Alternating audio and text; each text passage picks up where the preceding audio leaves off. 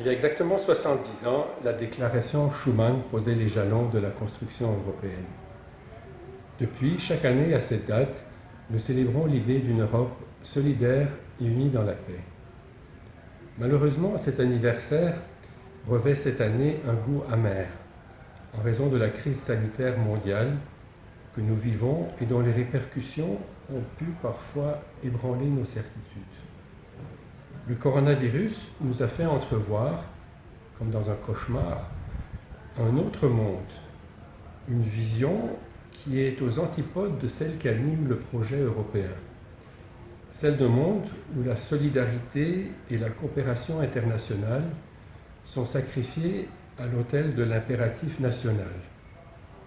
Un monde où le commerce international s'arrête, où la liberté de mouvement n'existe plus et où la liberté d'association est au mieux virtuelle. Un monde où l'État tient un registre de chacune de nos interactions, où du vivre ensemble, il ne reste que le vivre, et où le rapprochement des peuples n'est pas un objectif à atteindre, mais un mal à éviter. Évidemment, cette vision apocalyptique ne correspond pas à la réalité, et je ne critique pas les mesures de confinement et de distanciation sociale prises dans nos pays. Mais cette prise de conscience qu'un tel monde n'est pas au-delà de l'imaginable nous permet de mieux apprécier, de défendre avec plus de courage les valeurs qui sont les nôtres, les libertés qui constituent notre vie normale et surtout le trésor que sont les autres. Arthur Koestler a écrit dans un autre contexte: dans cette guerre, nous combattons un mensonge total au nom d'une demi-vérité. Le projet européen est une construction humaine. Il n'est certes pas parfait et nous avons pu constater ses faiblesses.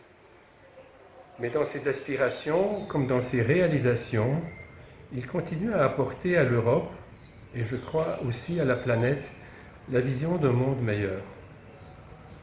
Actuellement, nous travaillons avec les autorités algériennes pour mettre en place une coopération pour lutter contre la progression de la pandémie et pallier ses séquelles économiques.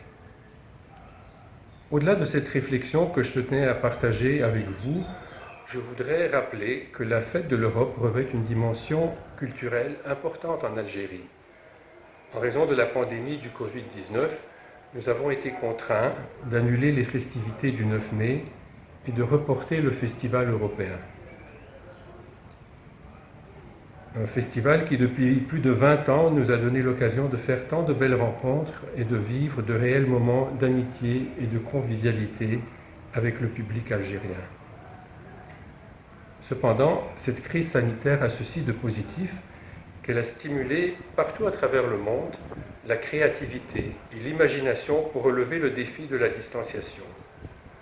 Dans ce cadre, et afin de répondre à notre confinement culturel, l'Union européenne lance à partir d'aujourd'hui une initiative qui vous permettra de découvrir le 7e art européen à travers les journées du film européen en ligne. Vous pouvez vous inscrire gratuitement sur la plateforme de streaming et vous aurez ainsi accès à plus de 20 films pendant un mois. Une réelle fenêtre digitale sur l'interculturalité qui, nous l'espérons, contribuera à atténuer la pénibilité du confinement. À mes collègues à la délégation de l'Union européenne en Algérie, aux ambassadeurs des États membres de l'Union accrédités en Algérie et à leurs collaborateurs, aux citoyens européens qui sont présents en Algérie actuellement, à ma famille, à vous tous, bonne fête de l'Europe.